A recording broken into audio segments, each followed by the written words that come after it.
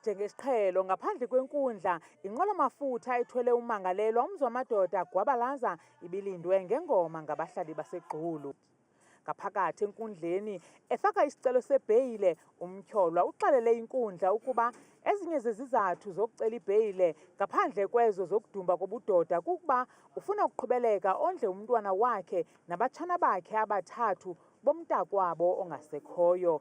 Eyona nto icaphukise usapho nabahlali kukuba athi xa ibuzwa ngumtshutshisi uLwanga Ngodwana ngomfi uVuyokazi aphendule ngelithi yena wazi uVovo Galgane akalazi elona gama lakhe likwisazisi noxa nje bethandane ukususela ngo-2011 ze baqala ukuhlalisana ngo-2012. Akathethi nyani, yaye ke engayithethi nyani nje uyasihlukumeza.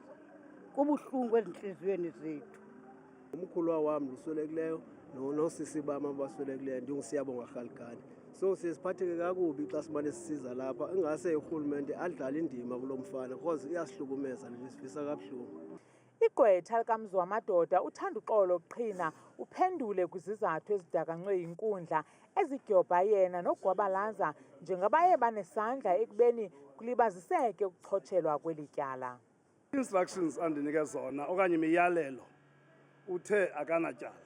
I'm confident because I've received docket contents. I've gone through them with him, ndiconsulta naye.